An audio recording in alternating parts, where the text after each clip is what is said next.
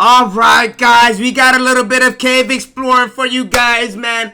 Drowned in the cave of death, the Gollum cave incident. Lights, camera, motherfucking action. Let's get into this motherfucker, guys. Like the video, subscribe. You on the road to 1,000 subscribers. In August of 2005, 5 young adults decided to explore a little-known underwater cave on the side of Y Mountain in Provo, Utah. Oh my god, oh no. You mean to tell me the underground water cave look like this? A little-known underwater cave on the side. And you mean to tell me this cave is located over here? Who gonna find me when I'm lost? Who's gonna find me when I'm lost?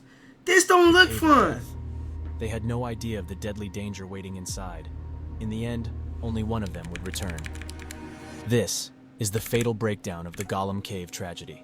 On Wednesday, August 17th, a group of 5 friends went out for dinner, and they ended up like, when these people discover these caves, you know the name of the cave is anything with death and cave, it's not a place I want to go. It's gonna be skeletons, creepers, all type of shit spawning.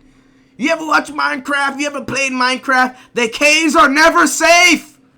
You need to be prepared before you get into a cave. You need your armor plate. You need your sword. You need your pickaxes of the world. Discussing a secret cave on the side of Y Mountain. This mountain is next to the BYU I don't know if I campus, said makes sense, so many to be local honest. students were aware of the cave's existence. 2 young cavers had fully surveyed Gollum's cave just a year before. It doesn't seem very hospitable at first glance, since it's covered in a foot of water and is only 4 feet tall. It requires those who enter to crouch down to walk along the nearly 100-foot entrance tunnel in a shallow stream. What? For most hikers, this would not be a fun idea. But for those who know about the secret cave inside, the challenge could be alluring. What? Alluring what? The secret part of this cavern requires you to lower yourself through an 18 by 24-inch water-filled hole in the ground. Even for those that know what lies on the other side, this daunting moment can halt even the boldest explorers. That night, the group decided to test themselves. Doesn't seem like a far swim though. Cave. It was already 2 o'clock in the morning by the time they reached the cave area. They spent some time sitting outside before 2 o'clock in the morning before they reached the cave area. Are you kidding me? 2 o'clock in the morning? You're outside searching for caves? Are you where they ventured into the shallow cave. Jennifer Gilbraith had been through the watery tunnel before, so she had reassured the others that they would be able to hold their breath and swim the 15 feet to the other cave inside. Who said it? They spent some time sitting outside before they ventured. Who said that? Cave. Jennifer Gilbraith had been. Oh no, Jennifer. I'm sorry. Out of everybody here, I'm not listening to Jennifer. Jennifer seems like the least trustworthy one out of everybody. Actually, no, behind Blake, because hey, Scott is looking like an untrustworthy. None of these people looks trustworthy. Ariel don't even look trustworthy, motherfucker. Been through the watery tunnel before, so she had reassured the others that they would be able to hold their breath and swim the 15 feet. That sounds crazy. You mean to tell me you gonna tell me to hold my breath? I could do all that? Oh no, baby. Cave inside. Despite becoming hypothermic and passing out during her previous experience, she was still excited to show her friends this secret place. Blake Donner, Scott McDonald, and Ariel Singer all agreed to give it a try. A 5th friend, Joseph Ferguson, decided to wait outside the main cave until they returned. That's me right there. I'm that guy. Yeah, what's his name again? A 5th friend, Joseph Ferguson. Joseph Ferguson. That's the only smart way. Hey, why y'all do that? I'm gonna be right here. Yeah, I'll alert the authorities just in case anything happens. But am I gonna be in that sewer cave with you guys? Fuck no. Decided to wait outside the main Joseph, cave smart guy. Returned. With only a single flashlight, the 4 made their way to the. I'd rather you guys come back and tell me the story. I'll trust your word for it. Small opening in the floor of the cave. It was now 4:30 in the morning and pitch black outside. One at a time, they worked up the courage to lower themselves into the narrow passage filled with cold water. Jennifer went first, since she was the only one who had been there before. They watched her head disappear under the water, and a small ripple when she moved through to the other end. The water-filled tunnel was no bigger than a refrigerator door, just 2 feet wide and 4 feet high. One by one, Blake, Scott, and Ariel each dropped in and followed the direction that Jennifer had indicated. But I'm pretty sure they're not going. I'm pretty sure they have a scuba gear or some shit, right? That's the part I'm trying to figure out. Obviously, they're in hypothermic levels. I'm pretty sure they got gear for this shit, right? There was a rope that was attached to a rock in the main cave. It led through the that's underwater tacky. tunnel and was tied to a piece of wood in the inner cave. With such a small tunnel space, a rope wasn't probably seen as necessary to lead back to the entrance hole. It would seem as if you couldn't miss it. Unfortunately, that is not the case. Brian Lamprey, a previous caver, stated that on his return, he overshot the exit hole and hit a dead end about 4 feet past the hole.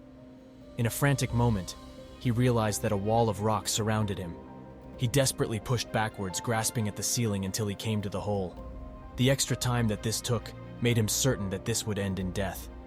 He was extremely lucky to find the hole just a split second before he gasped in a lungful of water. Feel like your life is about to flash behind your eyes, man. On this day, all four had made the short swim to the small cave just 15 feet away. There was room for them to stand and... You understand how cold that is? Alright, you made the swim. You understand how cold this is? Four had made the short swim to the small cave just It's 15 feet away. cold right now. There was room for them to stand and move around just a little. The cave was basically 6.5 feet tall, with a peak in the center around 9 feet. This left about 3 feet of airspace above the water. Joseph sat 6.5 feet tall. That's it. That's a. You guys know what 6 feet is, right? I don't have to explain that. Return. Regular He wasn't size, exactly sure human how long size. they planned to stay in the cave. No clear plan had been established, so he just waited. After nearly an hour, he walked into the cave and looked at the watery hole, but there was no sign of the flashlight or movement of the group. It was now 5:30, and he wasn't sure what to do. He called a few friends who were familiar with the cave, and then eventually the police at 6:25 a.m. When they swam into the inner cave, they were probably nervous and out of breath with hearts racing with adrenaline. As soon as their faces escaped the water, they would have taken a deep breath of relief. Unfortunately, the air in this small space was likely bad air. In caving, this term refers to any air that is not composed of the normal 21% oxygen and 79% mainly nitrogen, with a few other gases at more negative. Now science gets behind this shit. Oh my gosh. Now you have to, not only the cave and the water, you have to fight science? You have to fight science? Oh no. Percentages. Oh no. Because this cave was stagnant and the water source was closed, the carbon dioxide... Nitrogen. No, so hold on. So these sons of bitches are sucking in 78% of nitrogen. Oh my gosh. 78% nitrogen? Oh, that's crazy. 20% oxygen, so you get that little bit of oxygen vibe, but they deep into that ocean. Other gases, 0.17. Argon, I don't know what that is. 0.90. A little bit of carbon dioxide. These guys are literally getting cooked by science. This seems like an ingredients for a cookbook or some shit. They're getting cooked by science. Buildup would be very likely due to several causes. Little by little, as visitors spent time in the inner chamber, the oxygen would be depleted. And it's 4 of them. They sucking up all that oxygen. 4 people sucking up that oxygen. And carbon dioxide would build up. Carbon dioxide is also known to build up in limestone caves due to erosion and seepage from plant decay. There was also evidence that candles were left burning inside, which would have decreased the available oxygen. Having no airflow, carbon dioxide would have settled to a higher concentration at the water level.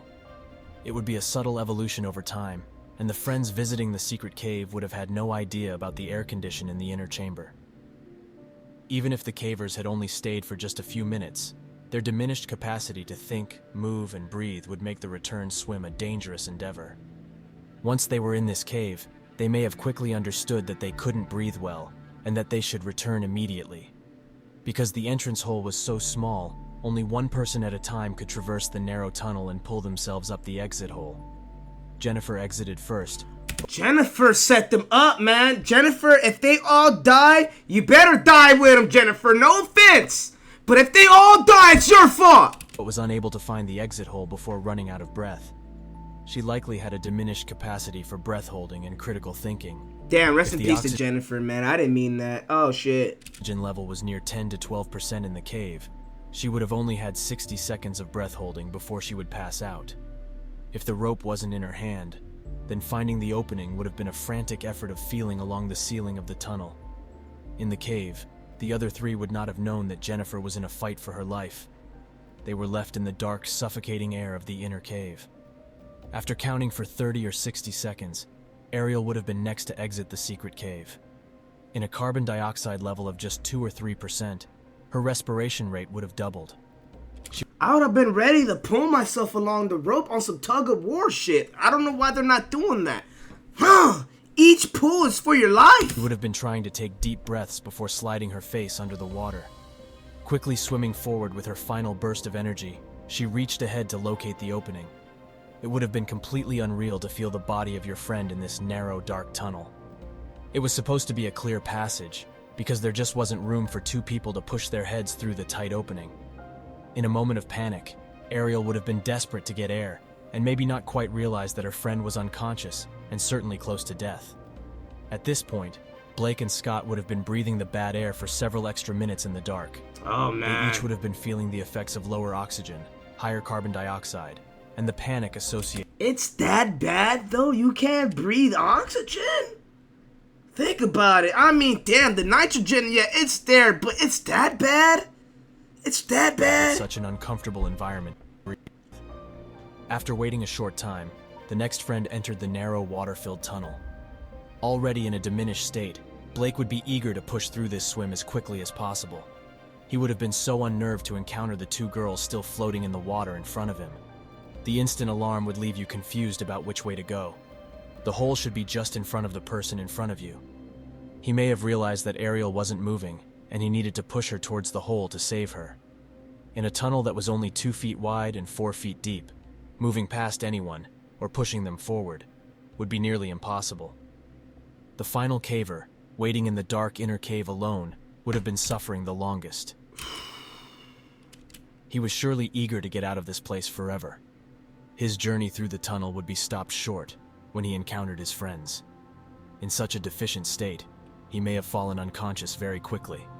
Once the authorities arrived, it was no simple task to try to rescue the friends who might be stuck in the inner cave. They immediately pumped air into the cave to attempt to restore any depleted oxygen levels. At the same time, they pumped out some of the water to create an airspace within the connecting tunnel for rescuers to enter. As soon as the water levels dropped a little, they discovered the body of Jennifer Galbraith floating just inside the tunnel. Man. After pumping for another hour, they found the other three friends, Ariel, Blake, and Scott, all together facing towards the exit hole. From the evidence found at the scene, the information provided by Joseph Ferguson, autopsies confirming drowning as the cause of death, and accounts from other explorers who have struggled in the tunnel, we can determine what likely happened. It would be hard to imagine 4 healthy young adults drowning if there weren't some issues with the air. In a span of just 15 feet, 4 friends drowned. They were bold young people. It's Jennifer's fault, man. It's Jennifer's fault. I'm sorry. I'm sorry to the family of Jennifer. I'm sorry. Hey, Jennifer, you killed 3 other people. You brought them with you to their death. Now, granted, it's their fault too. Because, I mean, damn, it's 2 a.m. in the motherfucking morning and you're deciding to explore a cave? I mean, what stupid human being does that? There's nothing but water, fucking stones and shit, and carbon and nitrogen. It's all types of bullshit. There's no diamonds, no gold in these caves, man. I don't get why would they listen to Jennifer. Jennifer is not the leader of the group. I'm sorry. Ariel would have did a better job leading this pack. Jennifer was the last person you guys should have listened to, man. I really regret, and you know what? I can't blame Jennifer all the way. They're stupid for even listening to Jennifer. So, I mean, it's both ways, man. All in all, man, I'm sorry, guys, but these people are a bunch of idiots. Rest in peace to them, but they did an idiotic thing. Idiotic. I mean, all right. Okay, let's just say you went through that little hole, and all 4 of them went through that passageway through the water, and then got up, breathed, pretty fine. Yeah, everything is good. But I mean, damn, what was the point of it? What thrill did you get from that? I don't know, man. All in all, guys, like the video, subscribe. It's your boy Fetti 2 Suere. Road to 1,000 subs, baby. And I'm out.